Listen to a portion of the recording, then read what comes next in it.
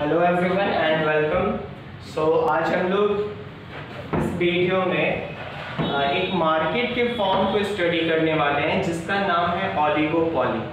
जिस तरह से क्योंकि अलग अलग मार्केट फॉर्म होता है जो हम लोगों को पढ़ना होता है। बेसिकली क्लास 12 में हम लोगों ने पढ़ा था basically perfect competition, monopoly, monopolistic competition.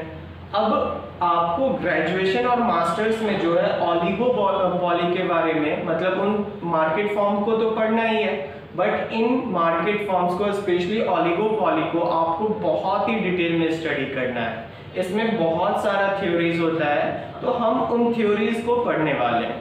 सबसे पहले समझते हैं कि ओलिगोपॉली मार्केट फॉर्म होता कैसा है। तो देखिए, आप जब कभी भी किसी भी मार्केट फॉर्म को डिफाइन करना चाहते हो तो उसका 4 बेसिक फीचर है, 4 से 5, जिस बेसिस पे आप मार्केट फॉर्म को डिफरेंशिएट कर सकते हो।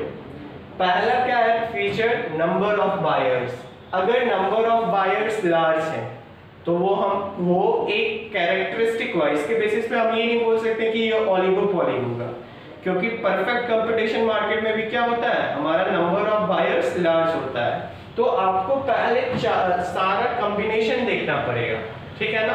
फिर आप बता सकते हो कि किस मार्केट फॉर्म के बारे में आप डिफाइन कर रहे हो। तो देखिए, हमारा पहला फीचर क्या है? Number of buyers. तो नंबर ऑफ बायर्स जो होने चाहिए वो बहुत सारे होने चाहिए, लार्ज होने चाहिए, ठीक है ना। Number of sellers, uh few. अब यहाँ पे आपको कुछ याद रखना है। अब आप जब 1 फ्यू, आ फ्यू, इन तीनों में अंतर है, क्लियर है ना। अगर नंबर ऑफ सेलर 1 है तो उसको हम लोग बोलते हैं मोनोपॉली, मतलब मोनो मतलब सिंगल, तो सिंगल सेलर। अगर फ्यू है तो हम लोग बोलते हैं मोनोपॉलिस्टिक कंपटीशन। और आ फ्यू मतलब इससे रिलेटिवली कम नंबर में होगा, ठीक है ना। मोनोपॉलिस्टिक कंपटीशन का आप बेस्ट एग्जांपल ले सकते हो मोबाइल मार्केट, और आप फ्यू ओलिगोपॉली का आप एग्जांपल ले सकते हो कार मार्केट। मोबाइल जो है वो रिलेटिवली ज्यादा नंबर में, ज्यादा कंपनीज प्रोड्यूस कर रहे हैं, बट कार उतना ज्यादा कंपनीज नहीं है जो कि कार को प्रोड्यूस कर रहे हैं। तो जहां पे कंपटीशन होगा there is more than one seller, इसमें तो एकदम कोई डाउट नहीं है। अगर एक सेलर है वो मोनोपॉली हो गया, अलग प्रजाति का हो गया। लेकिन अगर सेलर एक से ज्यादा तो अब आपका 2 फॉर्म आता है, जो कि एक है मोनोपॉलिस्टिक और एक है आपका ओलिगोपॉली। तो अगर रिलेटिवली ज्यादा नंबर ऑफ सेलर्स हैं तो उस मार्केट फॉर्म को हम बोलेंगे मोनोपॉलिस्टिक मार्केट फॉर्म, और अगर कम नंबर ऑफ सेलर्स हैं तो हम उस मार्केट फॉर्म को क्या बोलेंगे, हम लोग बोलेंगे ओलिगोपॉली मार्केट फॉर्म, ठीक है ना। नेक्स्ट है प्रोडक्ट। प्रोडक्ट क्या होना चाहिए? जो प्रोडक्शन की होना चाहिए, क्योंकि एक से तो ज्यादा सेलर है तो ऐसा माना जाता है कि वो आइडेंटिकल है, कहीं ना कहीं सेम है, ठीक है ना। फीचर्स सेम है प्रोडक्ट के, उसमें थोड़ा सा डिफरेंशिएशन किया जा रहा होगा। ऐसा नहीं है कि सेम टू सेम प्रोड्यूस किया जा रहा होगा। अगर ऐसा होगा तो फिर वो अलग हो जाएगा। यहाँ पे क्या आइडेंटिकल है, थोड़ा सा अलग कुछ उसमें फीचर ऐड कर सकते हैं हम, बट मोर और लेस सेम। नेक्स्ट देखिए कंपटीशन। यहाँ पे जो सेलर्स होते हैं उनके बीच जो कंपटीशन होता है वो क्या है? Deadly and cut throat. अब अगर वही आप मोनोपॉलिस्टिक कंपटीशन का बात करते हो तो वहां पे ऐसा नहीं है, वहां पे कंपटीशन होता है, ज्यादा होता है, but as compare to oligopoly, oligopoly में क्या एकदम गला काट पड़ती होता है। अगर कोई एक कार कंपनी कुछ ऑफर दे रहा है तो उसके जस्ट अनुरूप दूसरा कार कंपनी उसी अकॉर्डिंग ऑफर देता है। तो जब हम इन थ्योरीज को पढ़ेंगे तो देखेंगे, जैसे हमने गेम थ्योरीज में पढ़ा था, कि माइंड मेंटालिटी क्या होता है एक सेलर का। जब वो अपना प्रोडक्ट लॉन्च करता है, मार्केट में लाता है, तो उसका वो क्या सोच के प्लानिंग कर रहा है, स्ट्रैटेजी चूज कर रहा है, तो हम लोग थ्योरीज के थ्रू समझेंगे। तो बहुत अलग अलग थ्योरीज है, हम लोग उनको समझेंगे, ठीक है ना। तो यहाँ पे कंपटीशन बहुत ज्यादा होता है। अब एग्जाम्पल कार मार्केट हम लोग इसके अंदर ले सकते हैं।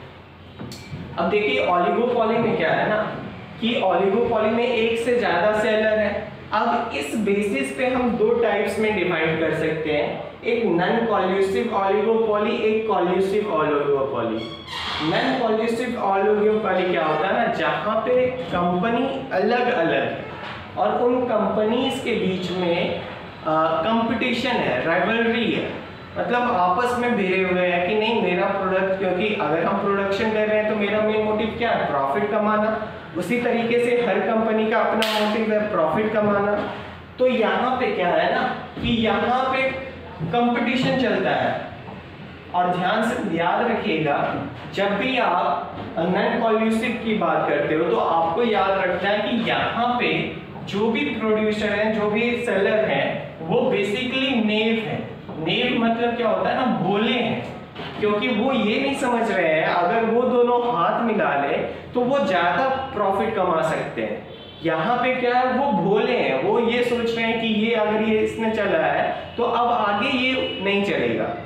यहाँ पे क्या है कि हम स्ट्रैटेजी देखा हमने कि वो ये स्ट्रैटेजी को उसने फॉलो किया, तो हम ऐसा मान लेते हैं कि अब वो स्ट्रैटेजी चेंज नहीं करेगा और उस बिहाफ पे हम अपना स्ट्रैटेजी नया चलते हैं।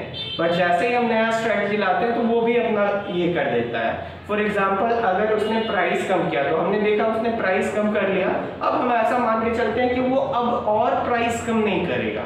उस बेसिस पे हम अपना प्राइस कम कर देते हैं और जैसे ही हम प्राइस कम करते हैं देखते हैं फिर उस प्रोड्यूसर ने फिर अपना प्राइस कम कर दिया।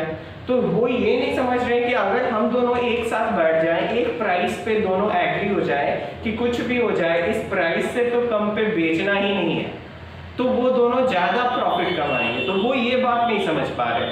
तो जब कभी भी आप इन थ्योरीज को पढ़ोगे तो आपको बेसिक माइंड में रखना है कि एक मेंटेलिटी, यहाँ पे हम लोग अपने आप को लिमिट करके चल रहे हैं, यहाँ पे हम अपना प्रॉफिट या फिर ऐसे हाथ दूसरे के साथ हाथ नहीं मिला रहे हैं। वो अपना स्ट्रेटेजी फॉलो कर रहा है, हम अपना स्ट्रेटेजी फॉलो कर रहे हैं। यहाँ पे क्या बोला जाता है ना कि यहाँ पे इंडिविजुअल प्रॉफिट कहीं ना कहीं मैक्सिमाइज करने का एम होता है, बट इंडस्ट्रियल प्रॉफिट बोलने का मतलब क्या, कंज्यूमर को ज्यादा से ज्यादा दबा के जितना ज्यादा बेनिफिट कमाया जाए। तो इसी दरमियान क्या होता है कि हर कोई अपना इंडिविजुअल देखता है, तो इंडिविजुअल प्रॉफिट तो कमा लेता है but as an whole industry profit नहीं कमा पाता है। बट जब हाथ मिला लेगा, अगर वही वो समझ जाएगा तो फिर क्या होगा, वो इंडस्ट्रियल प्रॉफिट को मैक्सिमम कर देगा। वो दोनों पहले डिसाइड कर लेगा कि मेरे को इतना प्रॉफिट और तेरा शायद इतना प्रॉफिट, फिर दोनों क्या करेगा, उस बेसिस पे प्राइस चार्ज करेगा और एज एन होल इंडस्ट्री का प्रॉफिट मैक्सिमम कर देगा। ठीक है ना।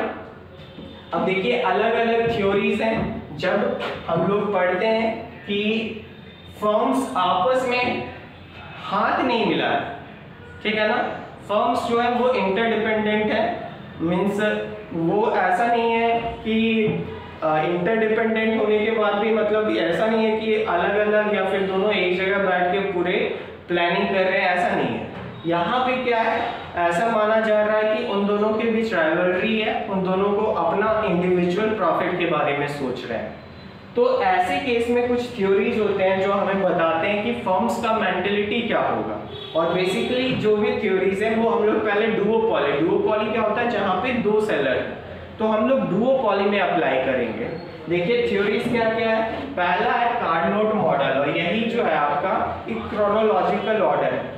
देखिए कार्नोट मॉडल ऑफ डुओपॉली जो कि किसके द्वारा दिया गया था, ऑगस्टिन कार्नोट। कब दिया गया था, 1838।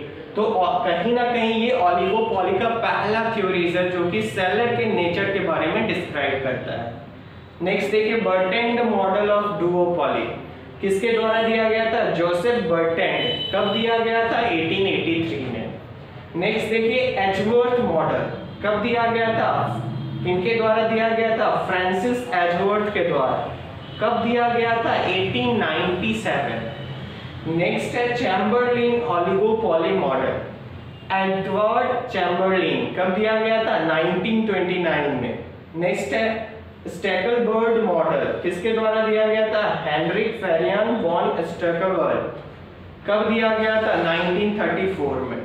और लास्ट एक मॉडल है किंग डिमांड कर्व, जो कि बहुत ही इंपॉर्टेंट है। किनके द्वारा दिया गया था? पॉल स्वेजी के द्वारा इन 1939।